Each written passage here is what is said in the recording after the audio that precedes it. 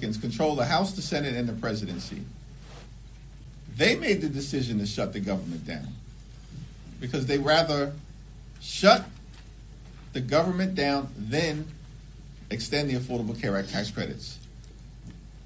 That's not simply my perspective. That's the perspective of the American people who consistently have held Republicans responsible correctly for the government shutdown. So that's not a question for me to answer. That's a question for Republicans to answer. Why did they shut the government down? We've raised the issue of the Affordable Care Act tax credits, and by the way, the overwhelming majority of the American people are with us. That's not just Democrats and independents. Overwhelmingly, that's a majority of Republicans who believe that the Affordable Care Act tax credits should be extended. 5 legislative days left before tens of millions of people experience dramatically increased health care premiums. Why have we still not seen a plan from Mike Johnson? He's been promising a health care plan for months. It's missing because their plan is to rip health care away from the American people. Leader Jeffries. There's talk of allowing a floor vote on this Fitzpatrick-Swazi Golden plan. Does that potentially give you guys an opening to get this done this year? Is there any hope here from that? We're all hands on deck to extend the Affordable Care Act tax credits, but Mike Johnson hasn't reached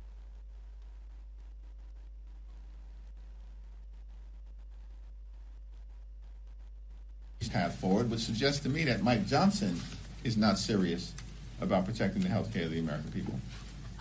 The Indiana Senate stopped President Donald Trump's redistricting push in the state. Given that development, are Democrats still full speed ahead on redistricting, or should you guys consider a more reserved approach right now? Donald Trump launched this unprecedented effort to gerrymander congressional maps all across the country as part of his scheme to rig the midterm elections. There were many skeptics and critics out there who argued that our efforts to take back the House was doomed because of some master plan that Donald Trump concocted that apparently as Democrats we were just supposed to unilaterally disarm, roll over and play dead, and allow Republicans to steal the midterm elections. We said from the very beginning, that ain't happening. And now it's obvious to everyone, beginning, of course, with the dramatic actions taken initially by Texas Democrats to use every tool available to them to either block the Texas scheme to rip 5 seats away from us or elevate the issue so that the American people know across the country what Republicans are up to. And beginning in California, we have responded decisively. And the reality of the situation is that Republicans may have started this redistricting battle. We, as Democrats, plan to finish it. Thank you, Mr. Leader. The Trump administration earlier this week announced the settlement with some Republican-controlled states to effectively end the SAVE program, the repayment program that President Biden created during his administration. It will affect up to 7 million borrowers. You've been very critical of Republicans saying that they're exacerbating the affordability crisis as you see it. Do you see the end of this program and what the Education Department is doing by announcing this proposed settlement as potentially hurting even more Americans who could be forced into less generous, programs, have more trouble paying their student loans back? How do you see student loan debt within the context of the affordability crisis? Well, the Trump administration has launched an all-out assault on public education in America. They have destroyed the Department of Education in real time, and they're going after hardworking American students, including college students, who are just simply trying to experience the American dream, an American dream that is increasingly out of reach for far too many hardworking American taxpayers. And the American people know it. And the American people also know that Donald Trump's administration and Republican policies have been a complete and total disaster. That's why this guy is at like 36% in approval. They're losing elections all across the country, literally in deep red parts of the country, including most recently in Miami and in Georgia, where the Republicans lost a special election for a state house seat that Donald Trump had just won by more than 12 points. And so, from our vantage point, listen, we want to work with anyone to find the common ground to actually solve the problems that the American people want us to solve. And that's lowering the high cost of living and fixing our broken health care system while cleaning up corruption at the same period of time. And the assault on all of the things that have been done, including trying to ease the debt burden that students across this country have confronted, is irresponsible. And is further evidence of the fact that Republicans never intended to keep their promise to lower costs on day one, because they haven't done a damn thing to make that happen. Leader Jeffries. Hold on. Mr. Leader. Who's speaking?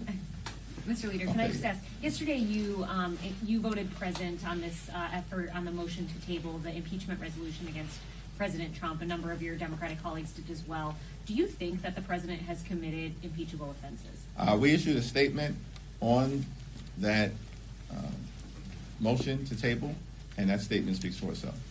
Thanks. Leader Jeffries, thank you very much. Eric Christine with The Independent. Just now, the Oversight Committee released more photos and more documents from the Epstein files. We have 7 legislative days until the Department of Justice. Why was it important to release those documents and those photos? And what else should happen if the Trump administration doesn't comply? What can Congress do if Congress doesn't comply with this? Or the DOJ doesn't comply with this? Well, the so-called Department of Justice under the Trump administration needs to comply with the law. And we as Democrats, led by Robert Garcia, the top Democrat on the Oversight Committee, are going to continue to make sure that we're holding this administration accountable. These people who are part of the Trump administration, including Donald Trump and J.D. Vance himself, all said for years that they wanted to release the Epstein files. Then they come into office and do the exact opposite. Obstruct and obfuscate, hide stuff from the American people. All we want is full transparency, so that the American people can get the truth, the whole truth, and nothing but the truth. That's what the Epstein survivors deserve and have demanded. And we're going to make sure that the Department of Justice complies. Thanks, Leader Jeffries. You say that at least 4 Republicans are needed to cross the aisle to get health care done. Well, there are nearly a dozen Republicans who have signed on to the discharge petition for both the Fitzpatrick bill and for the Gottheimer bill. Why not endorse one of them or both of them and encourage your members to sign on as well to get the ball rolling in that respect? We're actively reviewing those 2 discharge petitions, and we'll have more to say about it early next week. But what is clear, time is running out. Where were these Republican ideas over the last several months? You know what? They were so busy shutting the government down. Donald Trump's busy playing golf. They could find $40 billion to bail out their right-wing dictator friend in Argentina. They're pardoning people like George Santos and Rudolph Giuliani. And they're running around trying to promote their one big ugly bill, which enacted the largest cut to Medicaid in American history. That's what got the ball rolling on the Republican health care crisis. And as a result, hospitals, nursing homes, and community-based health centers are closing all across the country, including in rural America. They ripped food assistance out of the mouths of hungry children, veterans, and seniors, and they did all of that with great urgency so they could reward their billionaire donors with massive tax breaks. And they made those tax breaks permanent. And now at the 11th hour, they're scrambling. It still remains the case that the most direct path forward is a straightforward extension of the Affordable Care Act tax credits. And there's one discharge petition that does that. And it has 214 signatures. And all we need are 4 Republicans to join us. Just to follow up on that, though, I understand that your ideal path is a clean extension, but Republicans have made clear that they will not go for a clean extension. So would you be willing to settle for something that's not a clean extension in the name of saving these subsidies? We're going to evaluate every single good faith proposal, but it has to meaningfully provide certainty to the American people who are at risk of having their health care ripped away from them. These Republicans made those massive tax breaks for their billionaire donors permanent.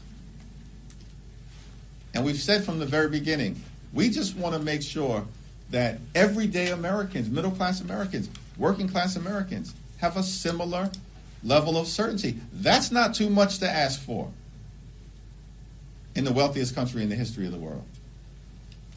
Thank you, Leader Jeffries.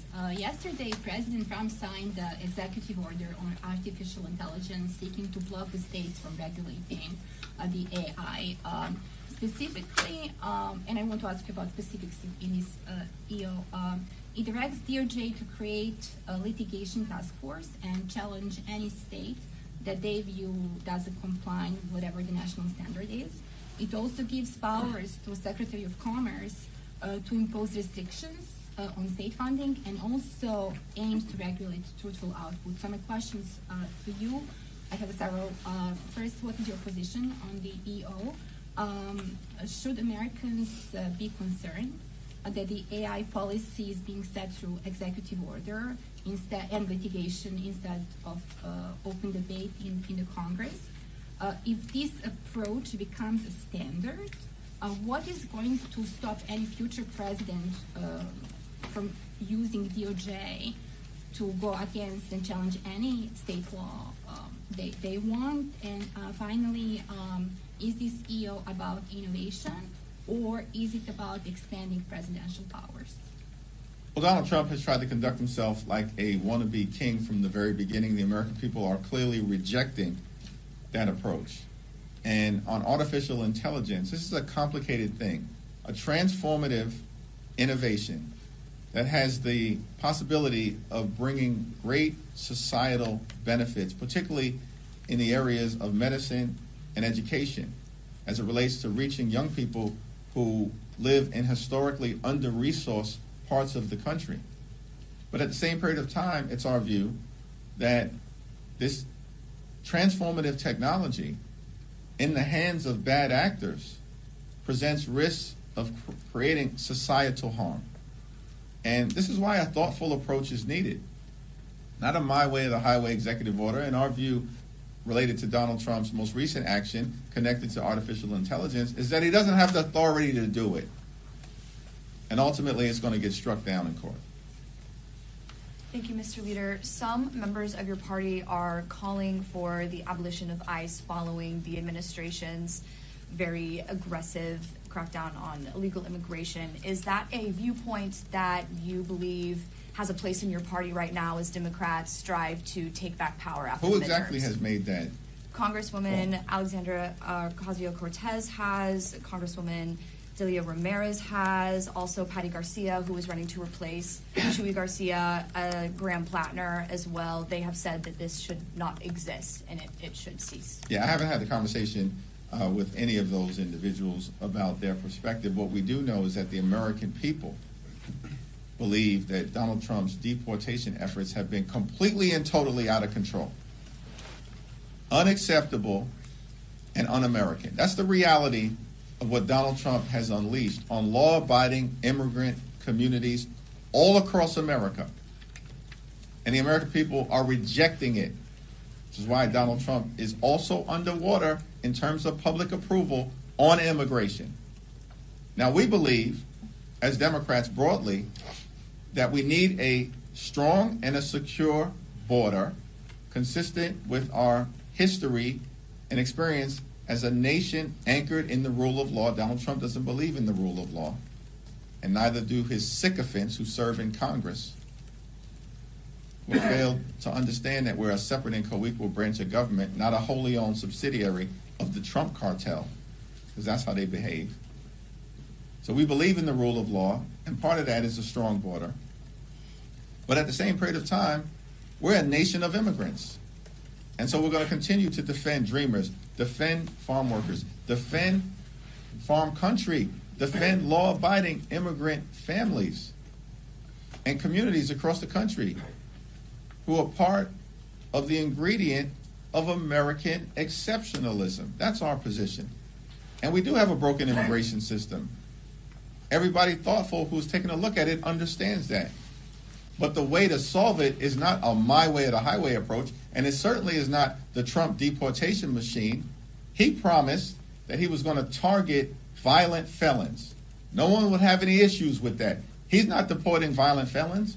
He's deporting law-abiding immigrants, veterans who served this country, children who are actually American citizens, grandmothers and grandfathers, gardeners, and communities across the country are rejecting it.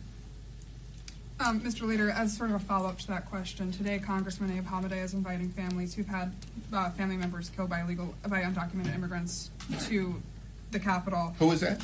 Abe Hamadeh of Arizona. Okay. And I want to ask about 2026 and how you're encouraging border state Democrats to respond to messaging such as this, because it was a big issue in 2024, and it appears that some Republicans are ready to message on it in 26. We'll let border state Democrats speak for themselves, and As I've a got party great, leader, as a leader. I've got great confidence in them. I think I just articulated our view on immigration generally, and that, I believe, is a position that's broadly held by Democrats all across the country. Listen, Republicans are desperate to try to find a path out of the electoral disaster that they're experiencing right now. This year has been a complete and total failure for the American people. And Republicans are on the run. The reason why this whole gerrymandering scheme was launched is because Republicans know that if a free and fair election were held, they're done in the House of Representatives. It was always a myth and a fantasy that some big mandate was attached to what happened in November of 2024 that we never bought into.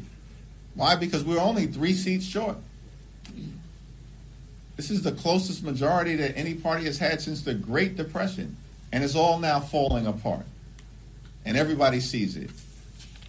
And they can't project this fake strength to the American people anymore because they failed the American people on the economy, on health care, and the extremism that has been unleashed on the American people is completely and totally unacceptable. So our view generally, as Democrats, we're going to solve problems for everyday Americans because we believe in this great country of ours. You work hard, you play by the rules, you should be able to live the good life. An affordable life, a comfortable life. Good paying job, good housing, good health care, good education for your children, and a good retirement. Which means to my Republican colleagues, keep your extreme hands off of Social Security and Medicare at all times. And far too many people in this country, wealthiest country in the history of the world, are struggling to live paycheck to paycheck because there is an affordability crisis. It's not a scam. It's not a hoax. It's a crisis. And Democrats are committed to doing something about it. Republicans continue to bury their heads in the sand. Thank you. Thank you.